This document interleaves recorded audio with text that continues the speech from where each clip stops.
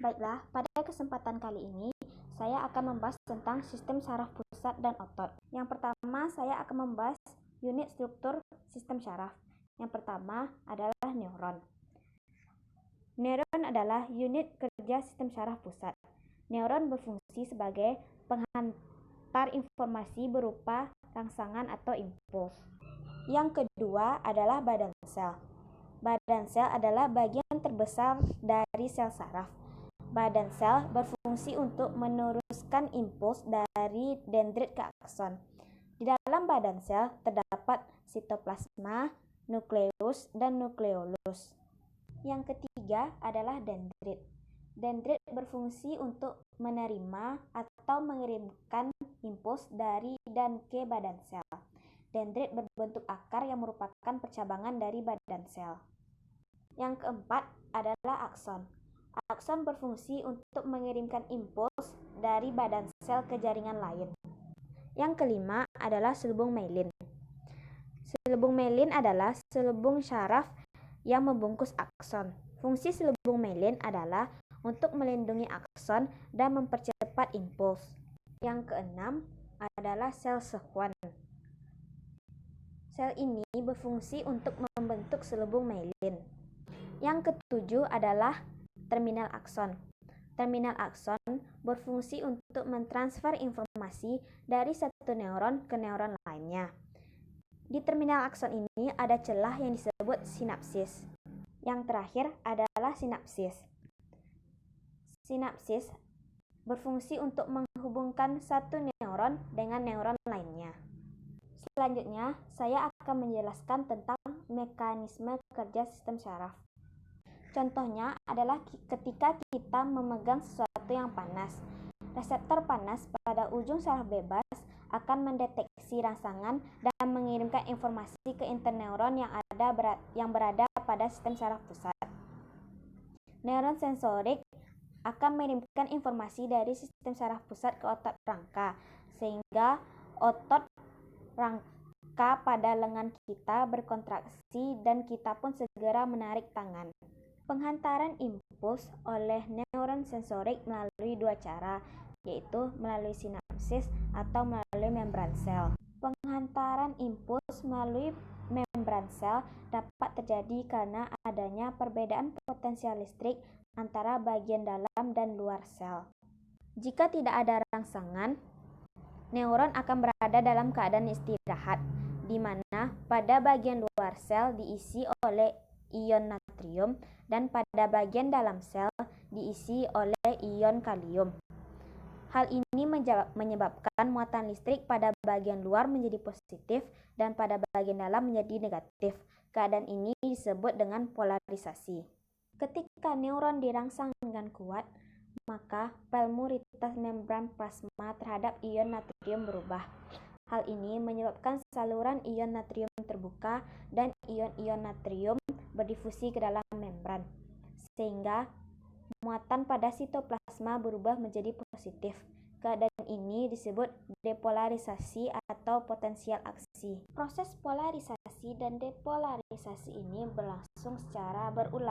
Perbedaan muatan pada bagian yang mengalami polarisasi dan depolarisasi ini akan menimbulkan arus listrik. Dengan demikian, impuls akan terhantar sepanjang akson. Pada akson ada dua bagian, yaitu yang terbungkus selubung myelin dan tidak terbungkus selubung myelin. Pada bagian yang terbungkus selubung myelin, perambatan impuls berlangsung dengan polarisasi-depolarisasi yang merambat melalui membran. Jika kursor disentuhkan pada salah satu sisi, maka akan terjadi proses pertukaran ion positif ke dalam dan ion negatif keluar, lalu kembali ke posisi semula, dan dilanjutkan oleh ion di sebelahnya sampai ke ujung. Setelah impuls terhantar, bagian yang mengalami depolarisasi akan mengalami fase istirahat kembali dan tidak ada impuls yang lewat. Waktu pemulihan ini dinamakan fase refraktori. Impuls bergerak seperti gelombang pada bagian akson yang tidak berselubung myelin, sedangkan pada bagian akson yang berselubung myelin, perambatan impuls disebut perambatan salvatorik, yang artinya bergerak lebih cepat. Ketika potensial aksi sampai ke akson terminal, impuls listrik akan beralih ke sel lain melalui sinapsis. Ruang antara neuron presinaptik dan sel postsinaptik disebut celah sinaps yang mengandung molekul neurotransmitter. Ketika potensial aksi mencapai akhir neuron, neurotransmitter akan dilepaskan dengan cara eksositosis dari neuron ke celah sinaps, lalu berikatan dengan protein khusus atau reseptor. Ikatan inilah yang menyebabkan impuls dapat diteruskan ke saraf lainnya. Selanjutnya, saya akan menjelaskan tentang otot. Baiklah, saya akan menjelaskan tentang struktur otot. Otot rangka tersusun dari kumpulan serabut otot. Serabut otot terdiri dari sel yang berbentuk silindris yang memiliki banyak inti. Serabut otot tersusun dari banyak miofibril. Miofibril terdiri dari sarkomer. Sarkomer terletak berdekatan satu sama lain sepanjang miofibril. Tiap sarkomer terdiri dari filamen tipis dan tebal yang berselang-seling. Otot berkontraksi ketika filamen tersebut berhimpitan satu sama lain. Filamen tebal disebut miosin yang terletak pada bagian tengah sarkomer dan dibatasi oleh garis M. Sedangkan filamen tipis disebut aktin yang dibatasi oleh garis Z di sisi luar sarkomer. Kontraksi otot dimulai ketika ikatan ATP dihidrolisis menjadi ADP dan anorganik fosfat. Hal tersebut membuat kepala miosin tegak dan dapat berlekatan dengan binding site aktin membentuk cross braid. Aksi tersebut disebut power stroke yang memicu miosin bisa mendorong aktin menuju garis M sehingga membuat sarkomer memendek. ADP dan anorganik fosfat akan terlepas selama power stroke. Miosin akan tetap berlekatan dengan aktin hingga terdapat molekul ATP baru. Miosin yang tidak berlekatan akan menuju siklus lain untuk berkontraksi kembali atau tetap tidak berlekatan agar memungkinkan otot berelaksasi.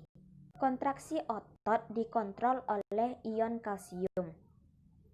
Aktin akan beregulasi dengan protein reguler yang disebut troponin dan tropomyosin.